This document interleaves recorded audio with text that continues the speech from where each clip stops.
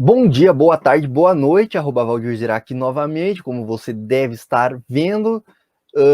Fazer um videozinho aqui rapidinho, tal, né, naquele esquema, pá. Não? Então, vamos falar de alguma coisa científica hoje, né, porque eu também sou científico, né. Bom, com certeza alguém já te falou para não brincar com tesouras, né, senão você pode se cortar, não é mesmo? E é sobre isso que eu gostaria de falar aqui nesse vídeo. Mas não sobre qualquer tesoura. Na verdade, não é nenhuma tesoura propriamente dito, mas uma navalha. Eu gostaria de falar aqui com você sobre a navalha de Ockham. Bom, e você me pergunta, o que é a navalha de Ockham?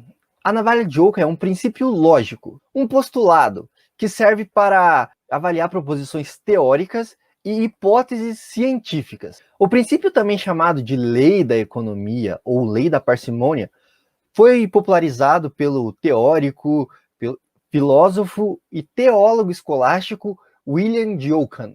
William foi um filósofo e teólogo do final do século XIII e início do século XIV. Nascido numa época em que sobrenomes não eram tão comuns assim, portanto ele ficou conhecido, como muitos de sua geração, com o nome da cidade onde nasceu. No caso, Ockham. Por isso, William de Ockham. E por alguma razão, de acordo com a Wikipédia, no Brasil ele é conhecido como Guilherme de Ockham. Não me pergunte o porquê. O fato é que ele ingressou nos estudos de filosofia e teologia, que naquela época não possuíam tanta distinção quanto hoje em dia, e estudou na Universidade de Oxford. Seguiu então em seus estudos e práticas de fé a linha franciscana, se tornando um frei franciscano. Essa linha franciscana prega o voto de pobreza, isto é, o desapego das coisas materiais e que se tenha apenas aquilo que é essencial para viver. Algo que muitos confundem com os ensinamentos de Karl Marx, por algum motivo, mas é só cristianismo mesmo.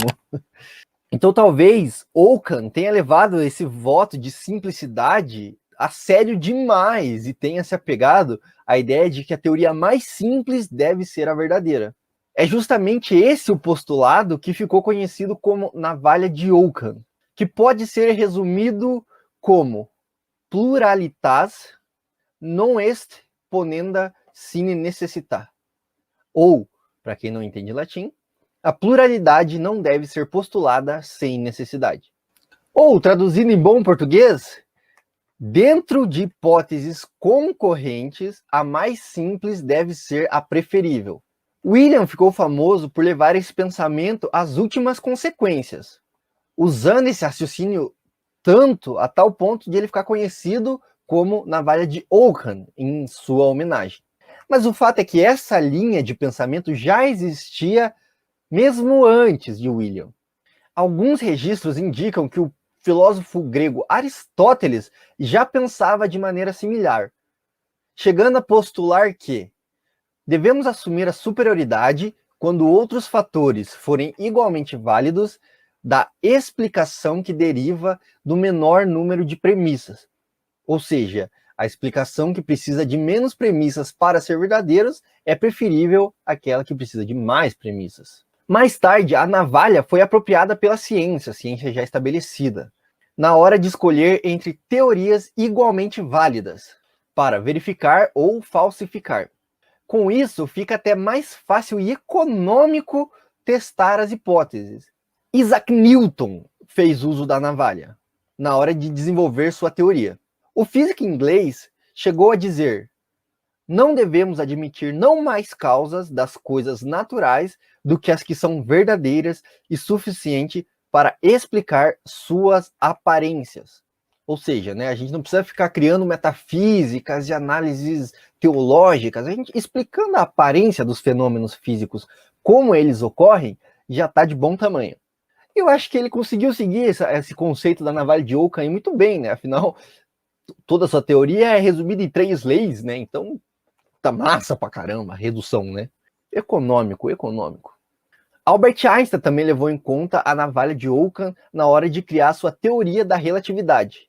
O alemão chegou a declarar que dificilmente pode ser negado que o objetivo supremo de todas as teorias é tornar os elementos mais básicos e irredutíveis tão simples e tão pouco quanto possível, sem ter que renunciar à representação adequada de um único dado ou aparência. Ou, tudo deve ser simplificado ao máximo possível, mas não mais simples que isso. Veja essa última frase, né, essa última sentença, explica que também é ser simples sem ser simplista, tá? É reduzir o máximo possível.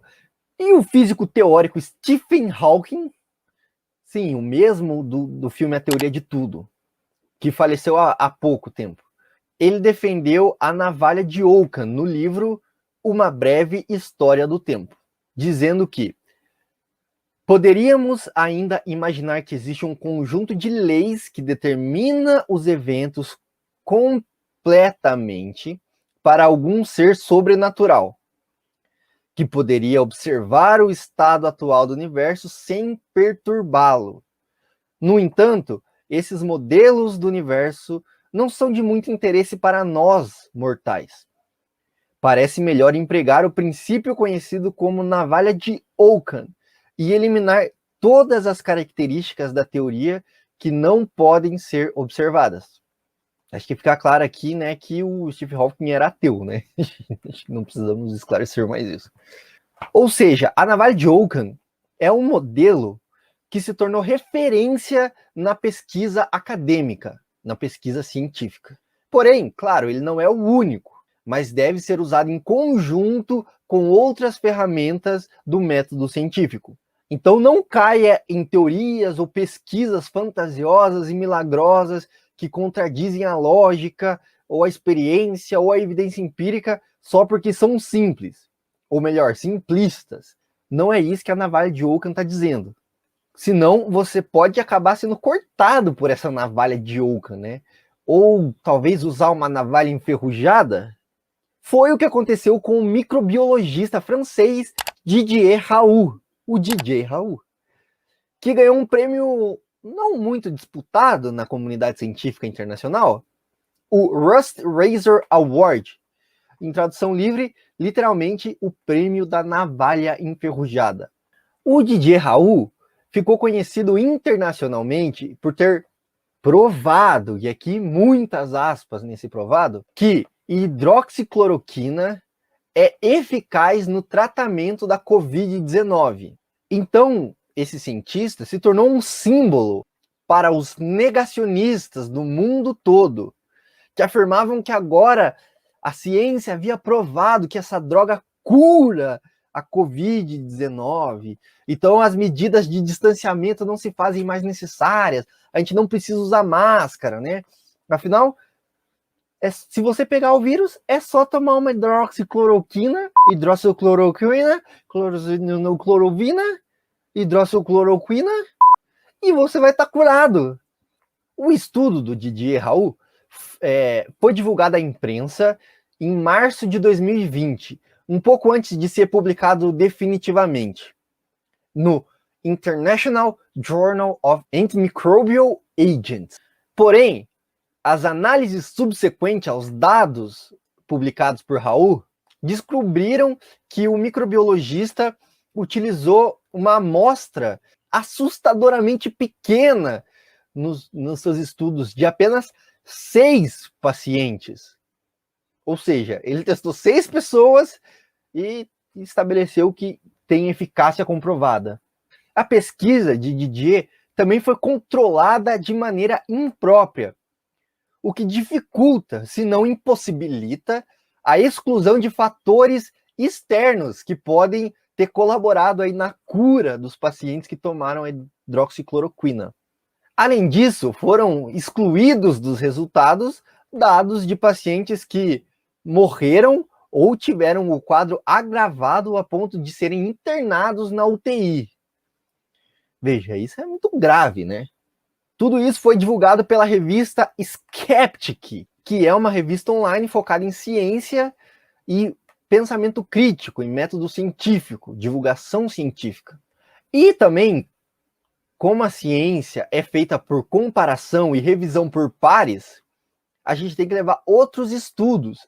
E nenhum outro estudo corroborou a conclusão do Didier Raoult de que a hidroxicloroquina é eficaz no tratamento da Covid-19. Mas aí a lambança já estava feita, né? E a desinformação já havia se espalhado por todos os lugares da interweb, de maneira tão mais rápida que o próprio vírus em si. Não à toa, a revista Skeptic, que revisou os dados e os estudos do Didier, concedeu ao microbiologista francês o prêmio Russ Razor de divulgador de pseudociência do ano em 2020. Uma bela recompensa por todo o seu trabalho em divulgar informações falsas para as pessoas no tratamento da pandemia, né? E olha que essa categoria foi disputada, hein? O prêmio Russ Razor é parte de uma premiação que a revista Skeptic realiza todo ano desde 2012, o Ockham Awards, em homenagem à navalha de Ockham. A premiação é uma forma de reconhecer o talento e o trabalho árduo de divulgadores científicos nas mais diversas mídias. Já o Russ Razor, por outro lado, é concedido a indivíduos ou organizações que se destacam por divulgar pseudociências. É uma sátira, é como se fosse o framboesa de ouro da ciência. Mas a ideia é atrair a atenção do público em geral para o perigo das fake news e teorias da conspiração que querem se passar por científicas. E a vitória do Didier Raoult nesse prêmio em 2020 foi um feito e tanto, visto que, de acordo com o próprio editor da revista, em 2020 o páreo foi duríssimo. Entre outros indicados para o Russ Razor estavam o ex-presidente dos Estados Unidos, Donald Trump, e o, infelizmente, atual presidente do Brasil, Jair Bolsonaro. Ambos indicados justamente por espalhar desinformação em momentos pandêmicos, bem como por sua defesa desenfreada da cloroquina e outros medicamentos sem comprovação científica no combate à pandemia e no tratamento à Covid-19. Afinal, para essas pessoas, ciência é só questão de opinião, né? Então, se eu acho que funciona, né? Mas como esses dois não eram, digamos, autoridades no meio científico, eles precisavam usar algum argumento, né, profissional, entre aspas, como desculpa, né, justamente para espalhar tanta desinformação. E o escolhido foi justamente o Didier Raoult aí, que qualquer que sejam os motivos dele, tentou passar a cloroquina, né? Então, nada mais lógico do que conceder o prêmio ao pai de toda essa teoria furada, que parece ser o ídolo de alguns senadores na CPI da Covid, por algum motivo. Dr. Didier Raoult. Enfim, parabéns, senhor Didier Raoult aí, espero que você tenha ido buscar seu prêmio lá na revista Skeptic, né? Mas uma parada positiva é que uma brasileira também ganhou um prêmio nessa premiação em 2020. Foi a doutora Natália Pasternak. Essa sim tem feito um trabalho brilhante na busca de divulgar ciência de verdade, com qualidade, e passar a informação certa para as pessoas aí em tempos tão pandêmicos, né? Então, essa sim, parabéns, doutora Natália. E eu espero que você tenha gostado desse conteúdo, desse formato novo aqui, né? Desse vídeo mais descontraído, desse vídeo aqui falando sobre ciência. Se você gostou, não esquece de deixar o seu like, comentar, compartilhar e se inscreve no canal e ativa o sininho, né? Para não perder nenhuma notificação desse canal, tá? Com isso você ajuda a gente a continuar produzindo conteúdo e crescendo nosso canal aqui no YouTube, né? É isso, a gente tá nas redes sociais também, @indutalks, tem um site lá, www.indutalks.com.br e outras coisas também. Estamos no Spotify. Então é isso, pessoal. Um abraço e até a próxima! Qual é a sua ideia sobre esse tema, doutor? Eu primeiro gostaria de perguntar ao senhor se o senhor já ouviu falar num prêmio chamado Rusty Razor, que Não. o Dr. Didier Raoult ganhou ano passado. Não. Eu recomendaria uma checagem nesse sentido.